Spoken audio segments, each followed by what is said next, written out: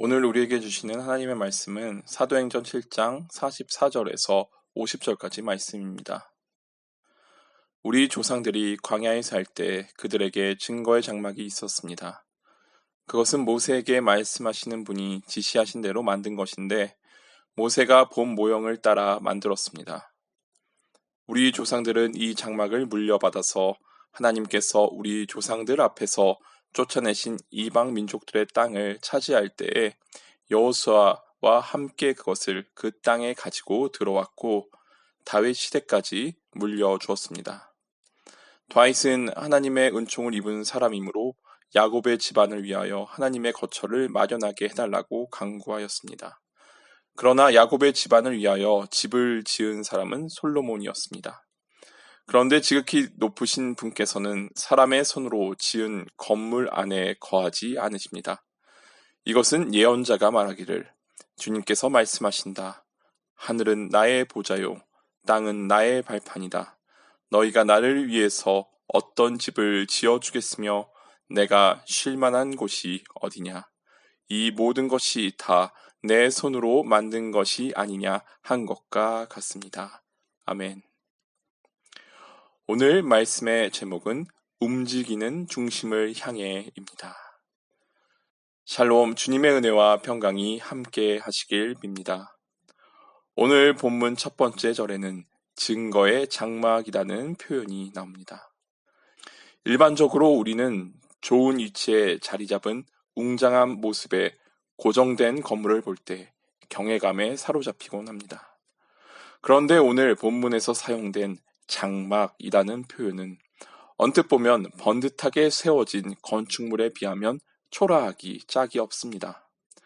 하지만 최초의 성전이 장막으로 이루어졌다는 데는 하나님이 자신에 대해 알려주시는 바가 있습니다. 하나님은 자신이 머물 장소를 표현하시는 데 있어서 번듯하게 세워진 거대한 건축물을 통해 자신을 설명하지 않으시고 오히려 언제든지 거두었다가 다시 펼칠 수 있는 장막이라는 표현을 통해서 자신을 알리셨습니다. 장막이라는 특징에서 알 수 있듯이 하나님의 임재는 어떤 지리적 영역에 한정된 것이 아니라 계속해서 움직이는 장소였다는 데 주목할 수 있습니다. 증거의 장막은 하나님의 임재를 지시하는 장소이며 동시에 끊임없이 움직이는 공간으로서 오늘 본문 48절에서 50절까지의 말씀처럼 인간이 아무리 웅장한 성전을 짓는다고 할지라도 역설적으로 그분의 영광을 모두 담아내기에는 역부족이라는 의미를 담고 있습니다. 48절에서 50절까지 말씀을 다시 한번 봉독하겠습니다. 그런데 지극히 높으신 분께서는 사람의 손으로 지은 건물 안에 거하지 않으십니다. 그것은 예언자가 말하기를 주님께서 말씀하신다. 하늘은 나의 보좌요 땅은 나의 발판이다. 너희가 나를 위해서 어떤 집을 지어주겠으며 내가 쉴 만한 곳이 어디냐. 이 모든 것이 다 내 손으로 만든 것이 아니냐 한 것과 같습니다. 우리가 담아내기에 역부족인 것은 하나님의 영광뿐만이 아닙니다. 어렸을 때 부모님에게 혹은 사랑하는 이성이 생겼을 때 사랑 고백을 어떻게 하셨나요? 부모님께 혹은 사랑하는 사람에게 하늘만큼 땅만큼 사랑한다고 말하던 어린 시절의 모습을 떠올려 봅니다. 46절에 다윗 왕도 하나님을 향한 사랑을 담아 그분의 거처를 마련하고 싶다고 기도드렸습니다. 이렇게 성전 건축은 순전한 동기로 이루어졌습니다. 다윗은 하나님의 은총을 입은 사람이므로 야곱의 집안을 위하여 하나님의 거처를 마련하게 해달라고 간구하였습니다. 셰익스피어의 비극 리어 왕에서도 사람의 마음을 어떻게 표현할지에 대한 질문이 나옵니다. 리어 왕의 이야기의 발단은 이렇습니다. 늙은 왕이 은퇴를 앞두고 딸들을 불러 나를 얼마나 사랑하느냐라고 묻습니다. 그리고 딸들의 대답에 따라 자신의 왕국을 나눠주려고 합니다. 첫째 딸과 둘째 딸은 듣기 좋은 말로 아버지의 환심을 삽니다. 첫째 딸이 대답합니다. 아버지를 향한 제 사랑은 말로 다 표현할 수 없을 정도로 크고 무한합니다. 둘째 딸이 대답합니다.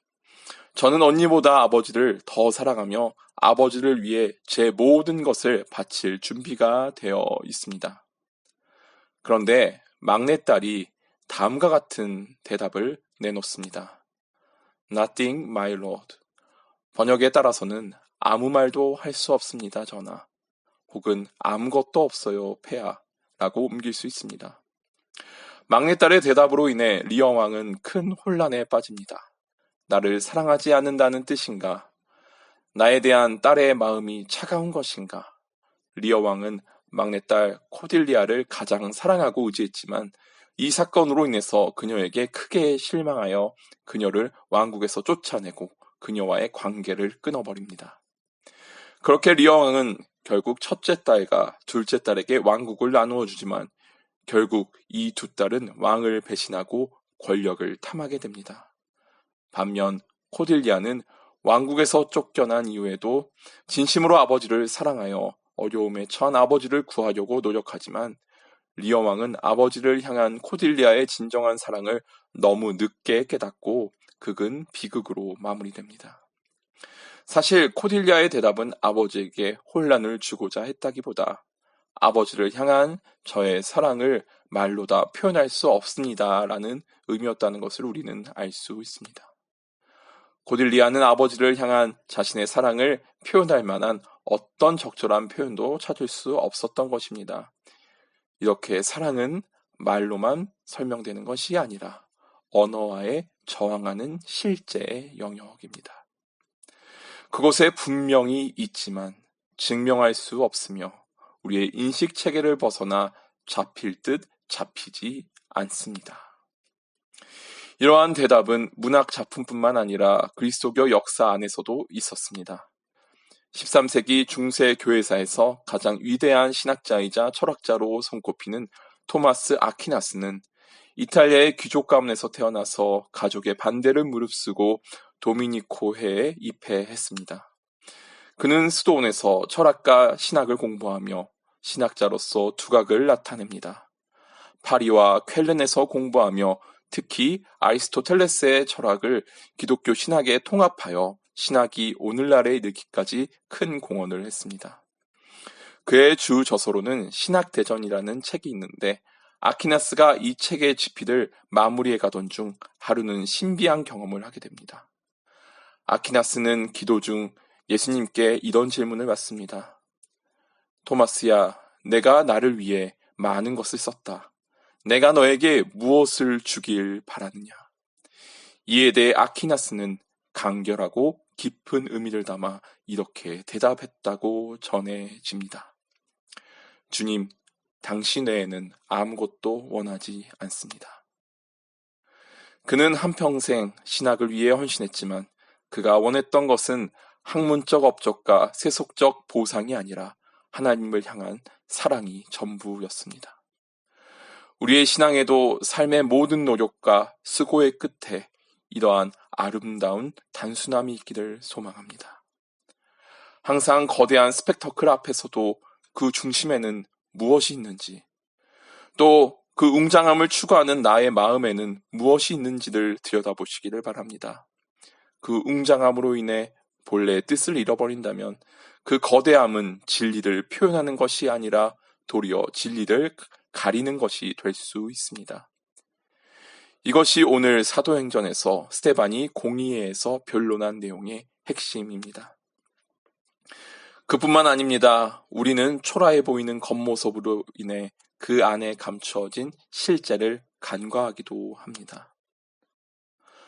오늘 본문에서 하나님은 자신의 임재를 나타내는 상징으로 웅장한 건축물보다 이동할 수 있는 초라한 장막을 선택하셨습니다. 일반적으로 사람들은 초라함 혹은 웅장함에 더 많은 관심을 가지는 경향이 있습니다. 하지만 외적인 웅장함과 크기의 얽매기보다 중심의 실제를 바라보는 것이 중요합니다. 셰익스피어의 리어 왕에서 막내딸 코딜리아의 Nothing, my lord 라는 대답에서도 사랑의 본질을 짐작할 수 있습니다. 아버지 리어왕을 향한 코딜리아의 사랑은 언어적 표현으로 완전히 환원될 수 없는 실제 영역에 있었습니다. 그는 비극을 통해 사랑을 지난 삶의 흔적으로 알아볼 수 있었습니다. 겉으로 보이는 확실성에 의지하다 리어 왕은 눈앞에 있는 딸의 진정한 사랑을 보지 못했던 것입니다. 이러한 비극을 가로질러 토마스 아퀴나스는 정확한 사랑의 고백을 시도합니다. 주님, 당신 외에는 아무것도 원하지 않습니다. 이 고백을 통해 하나님을 향한 아퀴나스의 거룩한 갈망이 드러납니다.